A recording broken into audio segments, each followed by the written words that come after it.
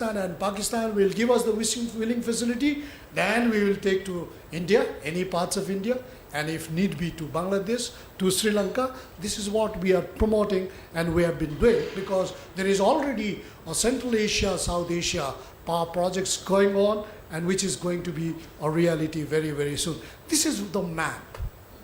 When we talk about South Asia Energy Ring, which was thought of in 2004 in the Islamabad SAARC summit, people had very vague ideas about what is this ring all about.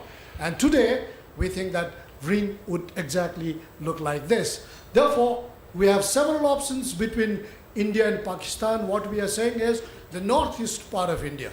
I worked as chief economic advisor in one of the states there, and one of the things we consciously did was, if somebody pays more than Andhra Pradesh or Maharashtra, if Bangladesh is willing to give us a higher price per unit, let it go to Bangladesh. And this was the concept which really enthused the entire state governments in the northeast part of India, where there is very little demand as far as power is concerned, but huge power production capacities, and they're really taking it forward, right? Therefore, we did try India-Pakistan. Now the documents are available in public. In 1998, we did try. That time, Pakistan was supposed to sell power to India, but it looked towards the end that neither Pakistan was interested in selling, nor India was interested in buying. So they were just negotiating a deal. Therefore, we have a transmission arrangement between India and Pakistan. What we are saying is we can interconnect a place in Lahore, Patti, and in Amritsar, small interconnections, and these interconnections will start really what you call the real game of power exchange between India and Pakistan, right? Therefore, look at this statement by Power Minister of Pakistan, Gohar Ayub Khan, long time back. He said there is a complete network on our side, and of course on the other side as well. What we need are the connections which would take only a couple of weeks. And this couple of weeks we have waited for last 10 years now. Therefore, there are three vital steps. There are three vital steps. First is depoliticize a project. Second is desecuritize a project. Third is debureaucratize a project. Debureaucratize a project like we did in case of India and Bangladesh. We are now doing to a large extent between India and Nepal, because it is a project at the ground level that is the test, right? The politicians, the security experts, or the bureaucracy would not like to have a project in place, and we want a project in place. Otherwise, if we do not do that, otherwise, like in the past 67 years, we would continue to be most consistently inconsistent. Thank you very much.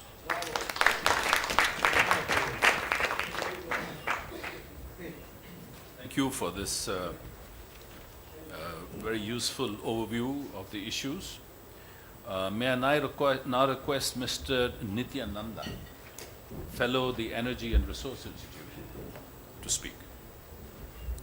Thank you, Chairman, and thanks to ICRIER and NISA for inviting me. Being the last speaker, it's difficult to add something new because almost everything has been said. But at the same time, it helps that you can finish within time, probably. Now we look at it not just from pure energy trading perspective, but more from an energy security perspective. You can look at it from two different perspectives again, that energy security means access to energy to people of the country, but also at macro level that the country itself has access to energy. Now, on both these counts, both India and Pakistan do not do really well. And if you look at India's case and also Pakistan's case, we have been very unfortunate that the nature has been very unkind to us, that we do not have enough energy resources. Whether you talk about conventional, non-conventional, any form of energy, we have little scope relatively, considering that we have huge population to serve. Now, India has limited reserves of oil and gas, but reasonably large, though not very, very large, relative to its population. India's hydro as well as solar is also potentially good. Pakistan has only limited gas, but substantial coal, huge coal actually. But India's case, India's energy system is based on coal. 70% of our electricity comes from coal, but in coal in Pakistan is absolutely unutilized. Now that's where the crux of the issue, the crux of the solution probably of Pakistan energy security lies. Now if you look at how those are, reflected in terms of our dependence on foreign sources, import energy constitutes some 31% for India, which is pretty high, and 23% for Pakistan. Pakistan at least is having relatively less dependence on energy. But if you look from a very different perspective, you will be surprised. For India, 40% of what we earn through our export would go to serve our energy import bills, different forms of energy we import. We import oil, we import gas, we import coal. We import electricity also from Bhutan. In Pakistan's case, it's 60% of its export earnings going to buy only oil. They don't import gas, they don't import anything else, but only oil. And 60%, can you imagine that a country which 60% of the export earning is going to serve, import bill of oil, how difficult it is for a country to survive. So what you see as the recent problem that you have seen in Pakistan is a reflection of that. Nobody talks about that. I don't know why. But this is the situation that has got Pakistan in trouble. If you look at high energy importing countries, in Japan, it's about 13% of their export earnings which would go to finance their import bill. In Korea, it is about 15%, and similar in Taiwan. So Pakistan, I think, as far as I know, is the highest share of export earnings that is going to buy only oil. And this problem can be solved only if you can utilize more of domestic sources of energy. And that's where, opportunities would come. I will come to later. I would not go into details, but you can see energy used in Pakistan is not very high, and it's even lower than Africa, So that shows, how bad the situation is. In India, of course, also it is also lower than African average. Of course, it could be better than sub-Saharan Africa, but overall Africa's energy situation is better than both India and Pakistan. Now, of course, as I was saying, it is not like we can, on a long-term basis, on a long-run basis, we can think of complementarity of resources being the source. But yes, as of now, we can think of, Mr. Mishra talked about India is not having huge problem, and in very soon, in near term, we're going to have electricity supply, so we can, of course, export electricity to Pakistan. But aside that, in investment, in technology collaboration, in experience sharing, in a lot many other fields, we can actually have a lot of collaboration which we can think of. Now, if you look at the current scenario, Pakistan is the only country left out from the kind of South Asian energy cooperation. In other cases, of course, it would mean that South Asian cooperation for many countries would mean that cooperation only with India. I mean, for Bangladesh, for Bhutan, for Nepal. Pakistan is, of course, developing something with Central Asia, Uzbekistan, Turkmenistan, Afghanistan as a KASA project. But apart from that, nothing is happening on that front. India, Sri Lanka is also on pipeline. So this is something that Pakistan and India, both have to learn from experiences with other borders, India has developed. Now, of course, we can have petroleum, and the studies have shown, Pakistan can benefit by, importing petroleum products from India, because India is among the largest petroleum products exporters. In fact, petroleum products is the highest export item now for India. So India can supply as of now. And if you look at both Pakistan and India, the energy highways are lying parallel. So there is complementarity of resource flow in that. So you can, from Gujarat to Punjab, and then it can go to, the major energy consumption center in Lahore and in Punjab, so that you can use. Similarly, you can have electricity trade. I would not get into details, but you can again see that Pakistani electricity highway and Indian electricity highway also have some complementarity. Now, natural gas is something that we actually give, much better attention. We should learn from the mistake that we made in the context of, Myanmar, Bangladesh, India pipeline. When this was being discussed, Bangladesh demanded a few things from India, which at that point of time we said no, we cannot give, and essentially we got into turf war within India because energy minister would think some way, and the MEA would think another way, and the Minister of Commerce would think in another way. So they wanted duty-free access. We have given that to Bangladesh now, but we did not get the Myanmar, Bangladesh, India gas pipeline. Meanwhile, what has happened that gas has now gone to China. Now, fortunately, for Iran, it will be difficult to develop an alternative consumer because China is sitting, north of Myanmar, so border. So it was easier for Myanmar, China to access that when we were, delaying. For Iran, it is, of course, not easy to find alternative consumers. But for Central Asia, that TAPI pipeline talk about, mind that China is already there in Central Asia. So if we are not able to tap that quickly, China is going to get it and we will not get it. But we should not be very complacent about Iran doesn't have a kind of viable consumer in its neighborhood. But another issue that one has to keep in mind that when it is not happening, Iran is thinking about selling that gas as LNG. Now that means that Iranian gas can go to anywhere in the world. Technology is making it more feasible, and as of now, pipeline is more economically viable than LNG. But technology is changing, and LNG is becoming more economically viable. So the unviability gap or viability gap between LNG and pipeline from that is that gap is shortening. So future, what might happen that pipeline would not be that much efficient, relatively speaking. So both will be competitive. Now, if Iran is developing that LNG facilities, that they have got that facility, and then they might not be interested in pipeline. What we have been discussing in now, that in Iranian territory, Iran will develop that pipeline. So if they invest in that, then they get stuck in that. So then they will be forced to sell gas to Pakistan and India.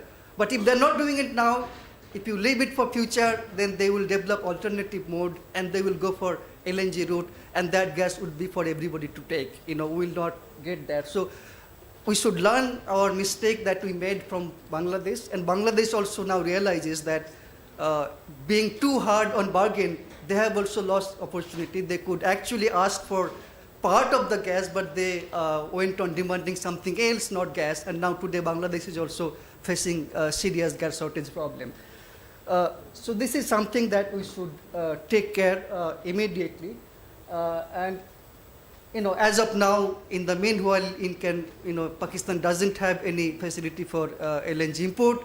India has, so if Pakistan wants gas through India, they can actually import, and we have surplus capacity in that. But what can actually help, to desecuritize, in some sense, is that if we have a regional gas grid. Now, today we often talk about what will happen if Pakistan stops, sending gas, what we are getting from India suddenly from Iran, we will be in trouble. Now, to desecuritize gas, I would suggest that we go for, regional grid. So the same gas can come not only to India, but also to countries like Nepal and Bhutan. Now, if that is the situation, then Pakistan would think several times before stopping, because the same gas is going to Nepal and Bhutan as well. So, it's not, again, India-Pakistan problem, it's a regional, issue it becomes. So, this is something that we can think of to desecuritize that issue. Now, I was talking about coal, I thought it should be given more importance. What Pakistan coal it has. India has a coal resource of something around 300 billion tons, and in Pakistan you have about 275 billion tons of lignite. So it's almost as high as Indian coal. But of course, resource are reserve, they are different. Indian reserve is now only about 60 billion ton that we call, recoverable reserves. Rest cannot be. Now, to deal with that, some of the coal which cannot be mined through existing technologies, through surface mining or open cast mining or underground mining, we are thinking about technologies that will help us mine those coal at the same time being more environment friendly. I'm talking about using coal to face the energy security challenge both in India and Pakistan. Now everybody says that yes, coal is a dirty fuel, and there is pressure on India also that we should reduce our coal usage.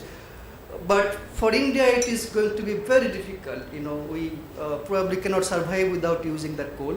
So if we have to use that coal, we have to use better technologies to so that we do not create environmental problems. Now those technologies, can be of different types. And the latest, coal-based power plants that we India have are absolutely state-of-the-art. Anywhere in the world you can find in this India. But we are also, investing very soon on futuristic technologies. Not just what is known as integrated gasification combined cycle technology, but also underground coal gasification. And India has already identified 7 blocks, and actually 5 of them are lignite blocks within India, to be used for gasification. So and then coal is converted to gas underground, and then that is like natural gas that can be used in any form you like to fuel your power plants, to run your cars, to fuel your kitchens at homes. Anything can be done. Now similar approach can be probably taken in Pakistan in that third reserve. I do not know the exact situation of the coal because no kind of serious mapping has been done of Pakistani coal, where it is. It's like kind of broad assessment has been made. But since India has expertise, India can offer that expertise relatively cheaper cost in mapping that coal resources and how, to what extent that coal would be available through different kinds of utilization process. Now, whether you can go for gasification depends on at what level you have, the hydrology of the situation, and there is often concern that underground gasification can lead to kind of groundwater contamination. But in places where there is no population living, like third desert, or coal that may not be interlinked with the hydrology of the place, then the concern would be much less, and it's more suitable for gasification. Now, if that happens, then you can think of a Bhutanese household kitchen using Pakistani coal-based gas. You can think of that situation. So that is the way we have to think of. And I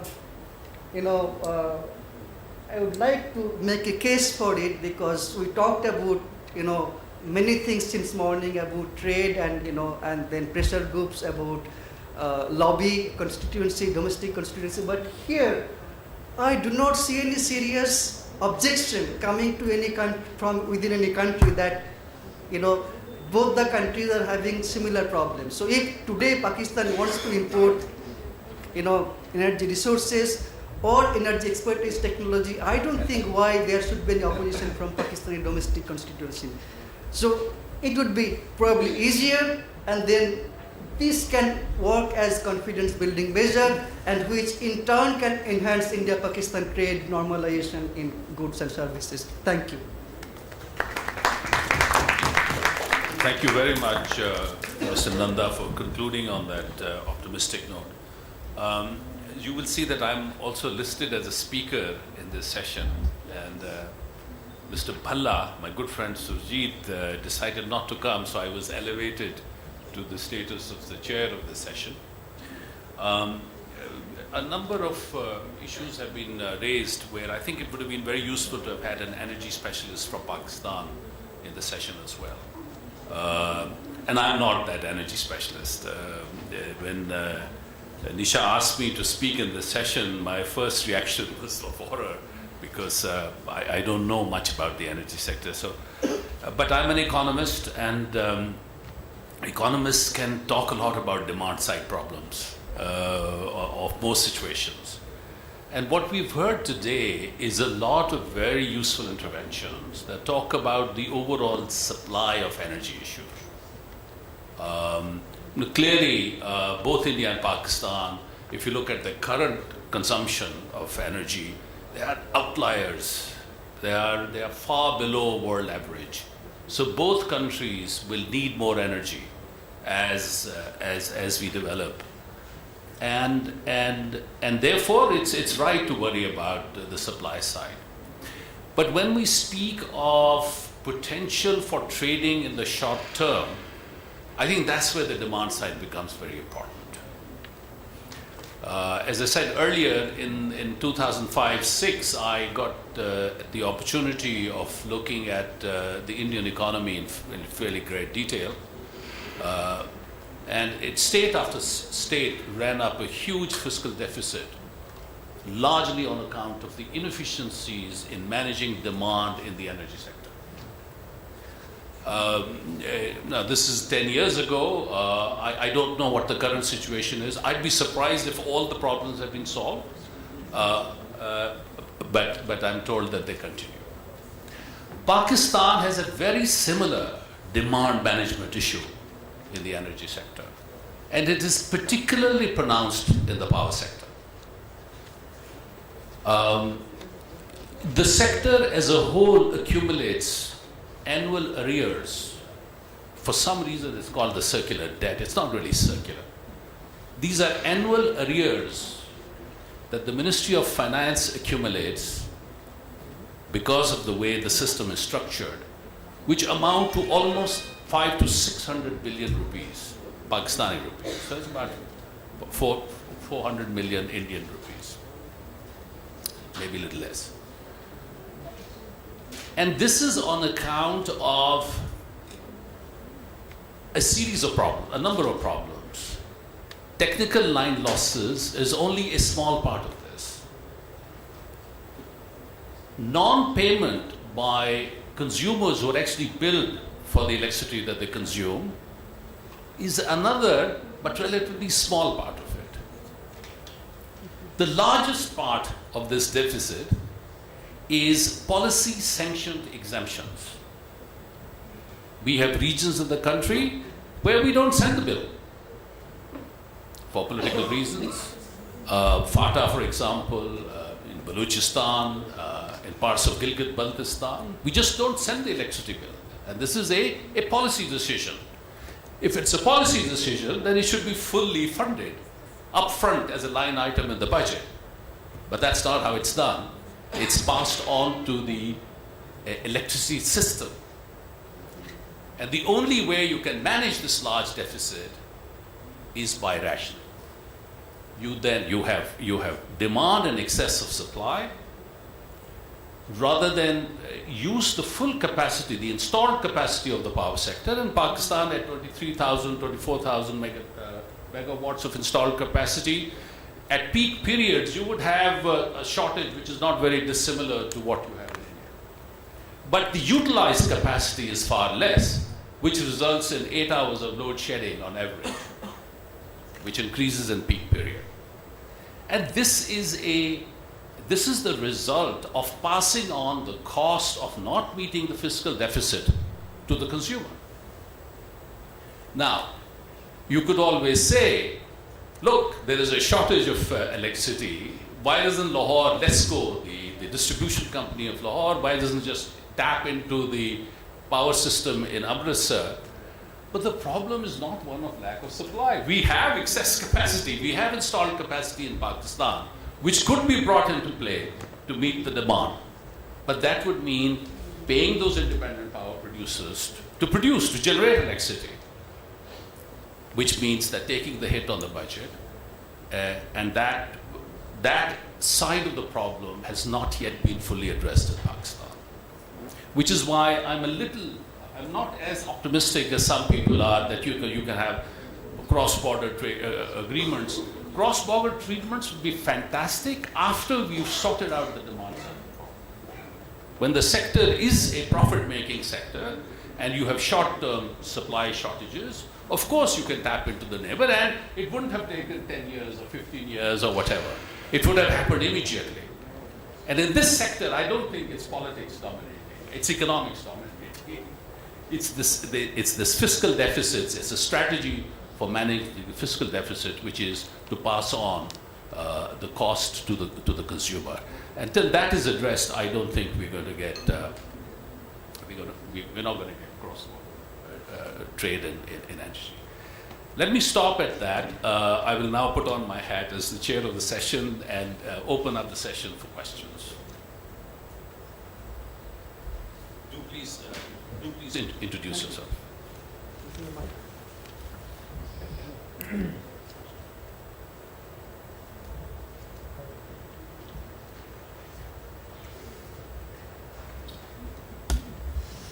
Thank you. My name is Yogendra Kumar. I'm a former ambassador.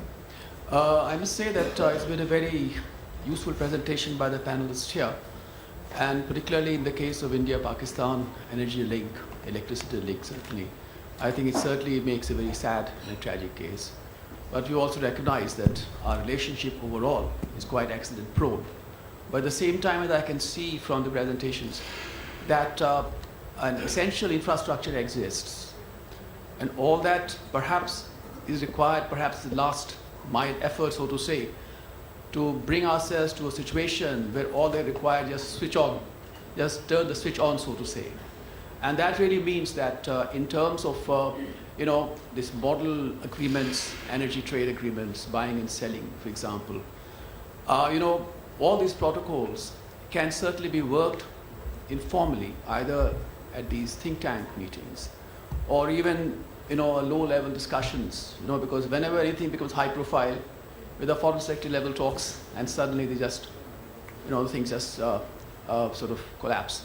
So very low-level official exchanges where you can build up the necessary procedural protocol database that when, let us say, we come out of that accident actually affect the situation, and we also have those phases in a relationship, then you can immediately put that on and thereby create a kind of a stake in the continuation of that, let's say, that particular kind of relationship.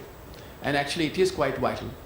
Also the other point is that we talk about the regional trade, but we haven't talked about Afghanistan, how that is going to be integrated in the energy, from the energy sense. And if I'm not mistaken, I think the energy transmission line in Afghanistan comes, I think, quite close to the Pakistan border. And there is a gap between that point and whatever the last point in Pakistan.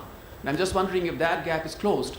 In that case, not only do you have an entire regional energy link, but that link also extends to Central Asia.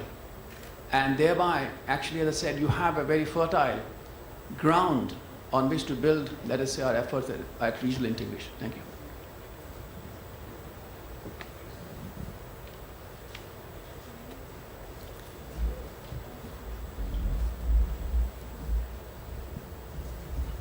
Thank you. The name is Zubair Iman, and I have been making very regular interventions. Just for the matter of record, you have rightly said that we have an installed capacity of about 23,000 megawatts, and the annual demand of Pakistan is about 17,500 megawatts.